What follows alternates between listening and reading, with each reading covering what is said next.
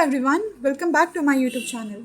आज की वीडियो में हम क्लास 9th का एक्सप्लोरेशन बुक का चैप्टर 2 देखेंगे, cell the building blocks of life. इस चैप्टर में बहुत सारे इंपॉर्टेंट टर्म्स हैं आपके लिए, जैसे कि इस चैप्टर का बेसिक ही स्टार्ट होगा सेल से।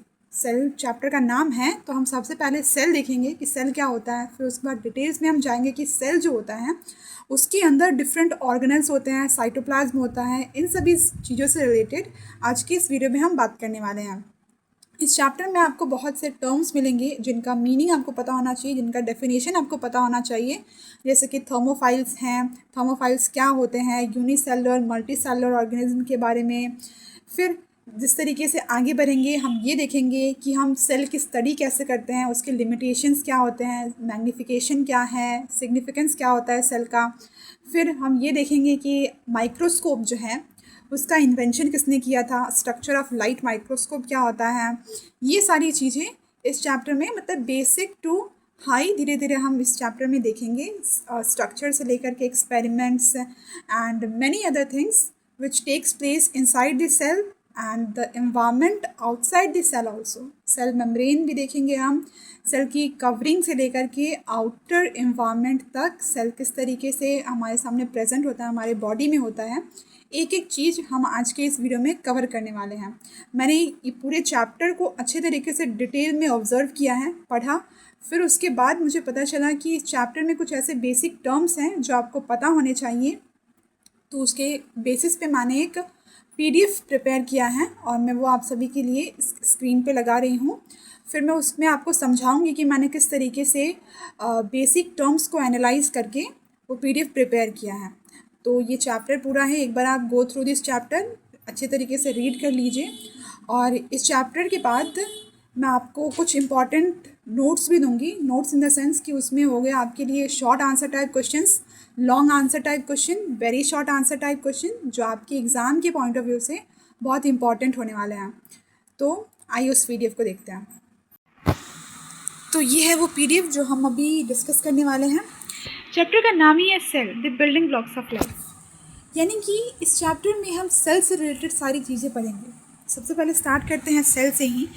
Cell the basic unit of life. Cell जो है हमारी लाइफ का सबसे बेसिक यूनिट है, बिकॉज सेल के ऊपर ही हमारी जो पूरी शरीर है ना, वो सेल के ऊपर ही डिपेंडेंट है। सेल जो है वो हमें स्ट्रक्चर प्रोवाइड करने में हेल्प करता है, फंक्शनिंग में हेल्प करता है।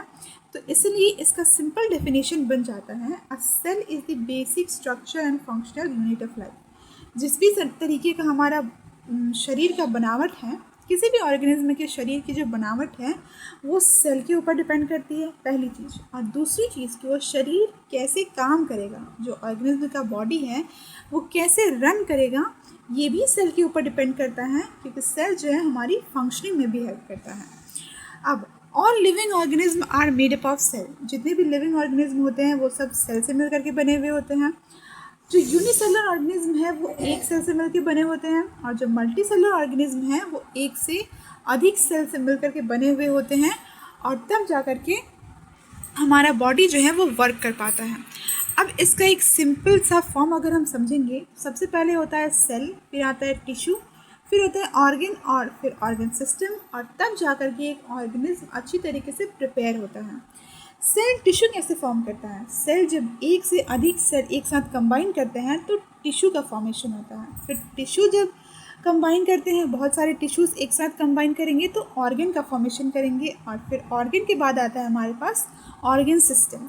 जब ऑर्गन सिस्टम फॉर्म हो जाता है ना, तो उसके बाद ही जाकर के ऑर्गेनिज्म पूरी तरीके से प्रिपेयर होता है।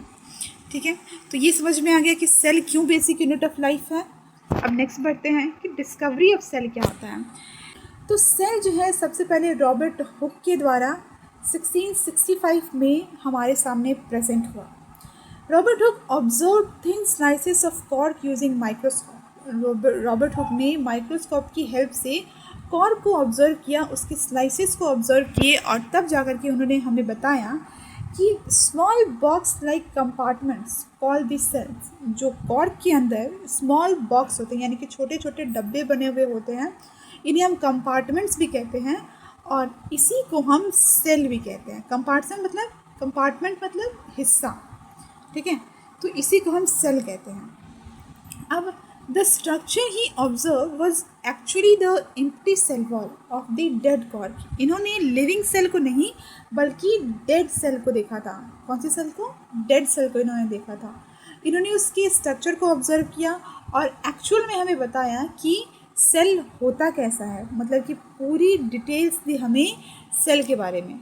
लेटर इम्प्रूवमेंट के बाद माइक्रोस्कोप में आगे चल के जब इम्प्रूवमेंट हुआ 1665 के बाद, तो एक साइंटिस्ट हैं, आप इनका नाम याद कर लीजिए, Anton von Leeuwenhoek. Anton von Leeuwenhoek करके एक साइंटिस्ट हैं जिन्होंने लाइव सेल की डिस्कवरी की थी। लिविंग सेल जो है उनके बारे में हमें एंटोन वॉन लीवेनहुक ने बताया था। अब चलते हैं सेल थ्योरी की तरफ। सेल थ्योरी क्या है? Cell theory explains the importance of cell. Cell theory हमें सेल की इम्पॉर्टेंस के बारे में बताती है। लिविंग ऑर्गेनिज्म के अंदर जो सेल हैं उसकी क्या इम्पॉर्टेंस है इसके बारे में बताती है।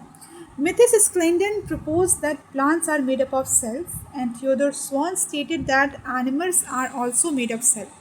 देखिए, दो साइंटिस्ट हमारे सामने आए, एक है मिथियस स्क्लेंडन और दूसरे है थियोडोर स्वान। मिथियस स्क्लेंडन ने हमें बताया कि किस तरीके से प्लांट्स जो हैं वो सेल से बने होते हैं, वहीं थियोडोर स्वान ने हमें बताया कि एनिमल्स भी सेल से मिलकर के बने हुए होते हैं। अब रुडोल्फ वर्च्यू एक साइंटिस्ट आए, उन्होंने इसमें एक एडिशनल चेंजेस किया। चेंजेस क्या किया? चेंजेस कुछ खास नहीं था। उन्होंने देखिए, जो मिथियस स्क्लेंडन थे और जो थियोडोर स्वान थे, इनकी जो डिस्कवरी थी उसी को थोड़ा मॉडिफाइड कर दिया।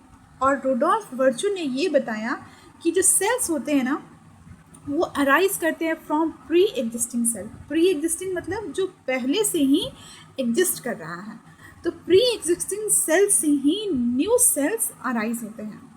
फिर मेन पॉइंट क्या है? मेन पॉइंट सेल थ्योरी की ये है कि all living organism are made up of one or more cell. जो भी लिविंग ऑर्गेनिज्म होंगे या तो वो एक सेल से बने हुए होंगे या एक से अधिक सेल से बने हुए होंगे। दूसरा, cell is the basic structure and functional unit of life. Cell जो है वो हमारे शरीर का स्ट्रक्चरल और फंक्शनल यूनिट है, बेसिक फंक्शनल और स्ट्रक्चरल यूनिट है, ठीक है। फिर तीसरा, new cells arise from pre existing cell. जो हमारे नए सेल्स कैसे उत्पन्न होते हैं? तो जो ऑलरेडी एग्जिस्ट कर रहे हुए होते हैं सेल, उन्हीं से नए सेल बनते हैं, ठीक है। अब चलते हैं next, shape, size and number of cells. Size and shape के बेसिस पे भी सेल बहुत तरीके के होते हैं। Cell shows great diversity in shape and size according to their function. Function के हिसाब से सेल का शेप और साइज होता है। कुछ सेल्स स्फेरिकल होते हैं, कुछ इलोंगेटेड होते हैं, कुछ ब्रांच्ड हो या फिर इरेगुलर हम उसे कह सकते हैं। इस तरीके के सेल्स होते हैं। सेल्स को जो है वो उसको हम माइक्रोस्कोप की मदद से ही, सेल को हम माइक्रोस्कोप की हेल्प से ही अच्छी तरीके से क्लियरली देख सकते हैं। नेकेड आई से हम सेल को नहीं देख सकते हैं। The human eye has a limited resolving power, so microscope are used to observe cell and their internal structure. देखिए, हमारी आंखों की इतनी क्षमता नहीं है, इतना पोटेंशियल नहीं है हमारी आंखों में कि हम सेल को अच्छी तरीके से क्लियरली देख सकें।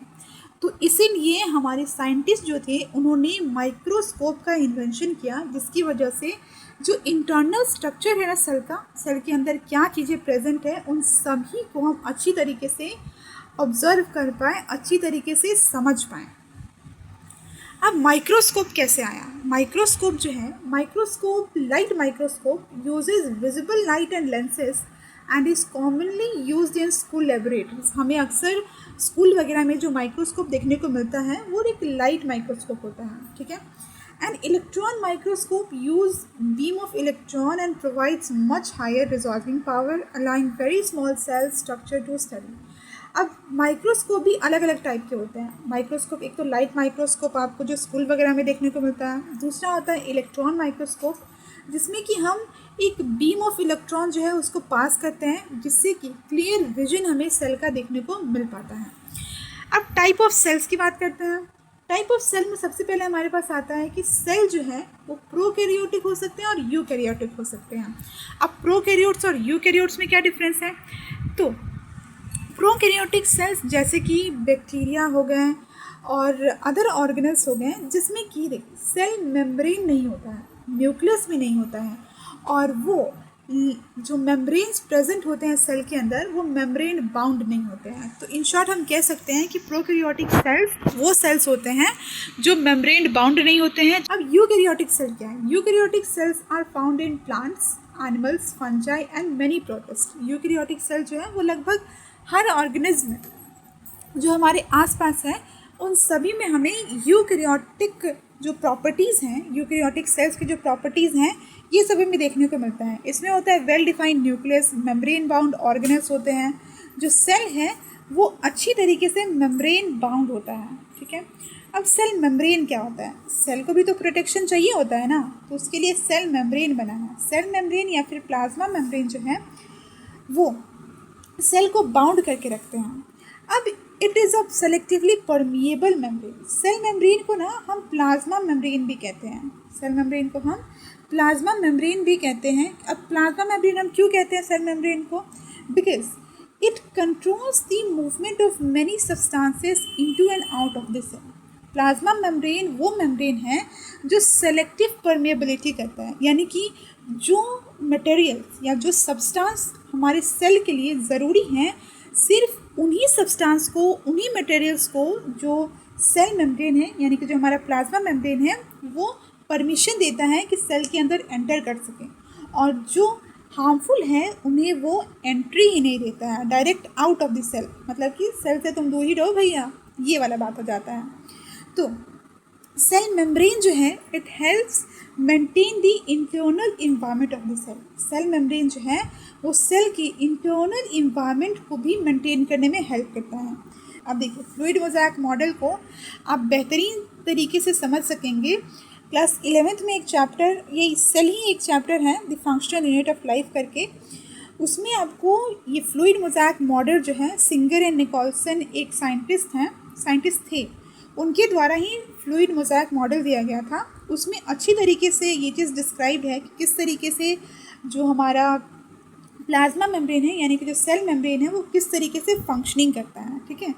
तो यहाँ बस आपको इतना जानना है कि सेल मेम्ब्रेन जो है वो डिस्क्राइब किया गया है फ्लूइड मोज़ेक मॉडल के थ्रू, जिसमें कि प्रोटीन और लिपिड का बाइलेयर है, ठीक है। प्रोटीन एम्बेडेड है उसमें, लिपिड का बाइलेयर होता है जिसमें प्रोटीन एम्बेडेड होता है, यानी कि लिपिड के बाइलेयर में, दो लेयर में प्रोटीन बीच में प्रेजेंट होता है, बस। अब सेल वॉल क्या होता है? Rigid plants have a rigid cell wall outside the cell membrane. Cell membrane ये सेल हो गया।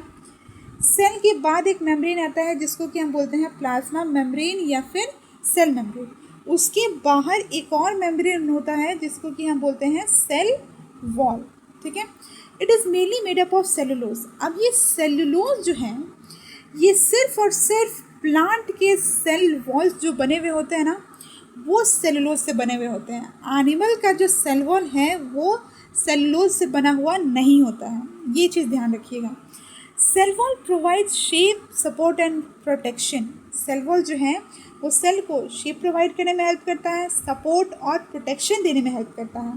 साथ ही साथ ये प्रिवेंट करता है सेल को from bursting when it takes an excess water. जब सेल के अंदर ज़्यादा वाटर भर जाता है तो उसको फटने से, ब्लास्ट करने से ना हेल्प करता है। कौन? सेल वॉल, ठीक है।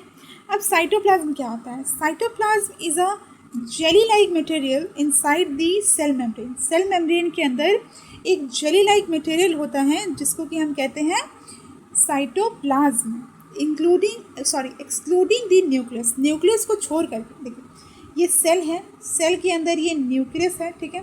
अब न्यूक्लियस के ये आसपास के जो एरिया है ना इसको हम कहेंगे साइटोप्लाज्म। क्या कहेंगे? साइटोप्लाज्म। साइटोप्लाज्म जो है it contains organelles and it is the site of many chemical reaction necessary for life. ये साइटोप्लाज्म ही वो प्लेस है जहाँ पे ऑर्गेनल्स जितने हैं सेल के अंदर वो इसी साइटोप्लाज्म में प्रेजेंट रहते हैं। और दूसरा, ये जितने भी रिएक्शंस होते हैं ना सेल के अंदर ये इसी साइटोप्लाज्म के अंदर होते हैं, ठीक है। अब न्यूक्लियस समझते हैं। न्यूक्लियस क्या है? न्यूक्लियस जो है वो मेजर कंट्रोल सेंटर है सेल का, मतलब कि सेल की पूरी कंट्रोलिंग पावर जो है किसके पास है, न्यूक्लियस के पावर है, सॉरी न्यूक्लियस के पास है। इट कंटेन्स जेनेटिक मटेरियल, जो न्यूक्लियस है वो जेनेटिक मटेरियल कंटेन करता है, organised into chromosomes. Genetic material such as DNA, RNA, ये सब डिफ़र करता है, मतलब ऑर्गेनिज्म टू ऑर्गेनिज्म डिफ़र करेगा। और यहाँ तो हम यूकैरियोटिक सेल की बात कर रहे हैं, तभी तो हम न्यूक्लियस की बात कर रहे हैं ना। तो उसमें डीएनए जो जेनेटिक मटेरियल प्रेजेंट होता है वो ऑर्गेनाइज्ड होता है किसमें, क्रोमोसोम्स में। It helps regulate cell activity, growth और रिप्रोडक्शन। सेल का किस तरीके का एक्टिविटी होगा ये न्यूक्लियस डिसाइड करेगा, क्योंकि न्यूक्लियस जो है वो मेजर सेंटर है सेल का, इसलिए वो सारी चीज़ों को खुद ही अपने अंदर हैंडल करता है, उसी से सारी चीज़ें डिसाइड होती हैं। यूकैरियोटिक सेल के अंदर the nucleus is surrounded by nuclear membrane. Nuclear membrane से न्यूक्लियस जो है वो सराउंडेड रहता है, ठीक है। तो गाइस यहीं तक रहने देते हैं आज की इस वीडियो में, बस इतना ही। अब मैं आपको नेक्स्ट वीडियो में इसका पार्ट 2 प्रेजेंट करूँगी आपके सामने। और तब तक के लिए आपका वर्क क्या रहेगा कि जितनी भी सारी चीज़ें मैंने आपके साथ डिस्कस की हैं इन्हें अच्छी तरीके से अपने कॉपी में लिख लीजिए, या फिर इस वीडियो को अच्छी तरीके से सेव कर लीजिए, ताकि आपको रिवीजन करने में कोई दिक्कत ना हो। Thank you so much for watching.